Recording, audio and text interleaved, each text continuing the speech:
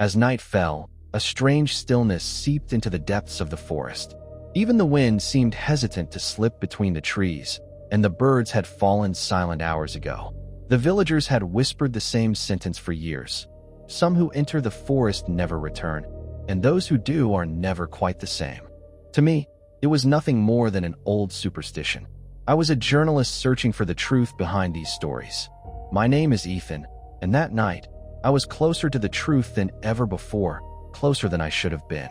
In my hand, I carried an old flashlight, a voice recorder, and a torn map I had received from an elderly man in the village. On the corner of the map was a dark stain, which the old man insisted was blood. A knot of unease twisted inside me, but my professional curiosity kept my fear on a tight leash. The deeper I stepped into the forest, the more the light from my flashlight seemed to collide with the darkness and vanish, as though the night itself was swallowing it whole. Every few steps I stopped and listened, but the silence felt unnatural, intentional, as if something in the shadows was holding its breath and watching me. It didn't take long before I heard a faint whisper, thin as a breeze. "Turn back." I couldn't tell where the voice came from, but what chilled me was the undeniable fact that there was no wind. A few steps later, I spotted a rusty axe on the ground. Beneath it lay a freshly cut branch, its sap still wet. On the handle of the axe, someone had drawn a symbol with charcoal, a single staring eye. As I leaned in to study it, a sharp snapping sound echoed from deeper in the forest. Then another, and another. Footsteps, but not ordinary ones. They had the uneven rhythm of something dragging itself along the forest floor. I aimed my flashlight toward the sound, but the beam illuminated nothing. The footsteps, however, kept creeping closer. "Who's there?" I shouted. No answer. Instead, a breath, heavy, hollow, inhuman, rolled through the dark.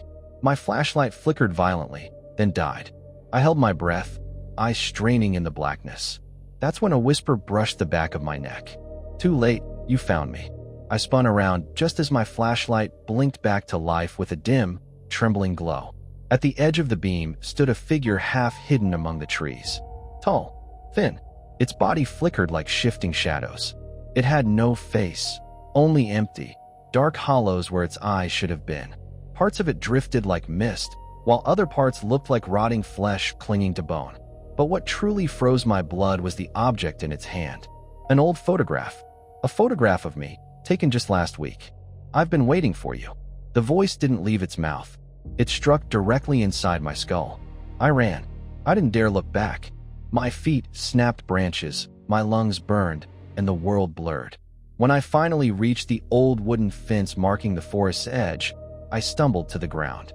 Beneath me, scratched into the dirt, was a message. "You can escape the forest, but never me." I staggered back to the village breathless, trembling. No one believed me. No one except the old man who had given me the map. He simply nodded, as if he had seen all of this before. From that day on, strange things began to happen around me.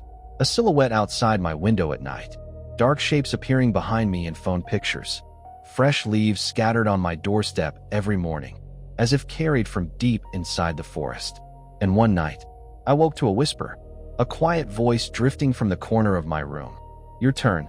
After that night, when I thought everything had ended, the days began to blur into one another. In sleepless nights, the shadows in my room stretched, shifted, sometimes even moving as if they were breathing. I couldn't tell if it was exhaustion or the edge of madness that I had reached.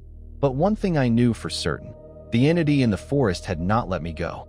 The whispers that had followed me to the edge of the village, the shadow tapping against my window at night, all of it proved it was still here.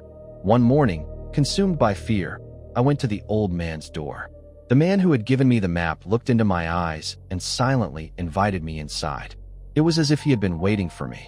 The house smelled of old books, and black and white photographs from decades ago lined the walls. On the table, I saw drawings of the dark forest and strange symbols I didn't understand. "You've seen it," the old man said.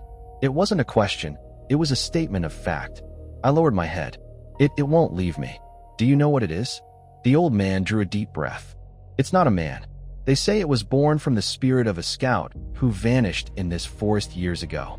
His body was never found, but his soul remained trapped here. Over time, He lost his humanity, his eyes, yet he never lost the need to see. He wants this from you. He wants to see you. He wants to come closer.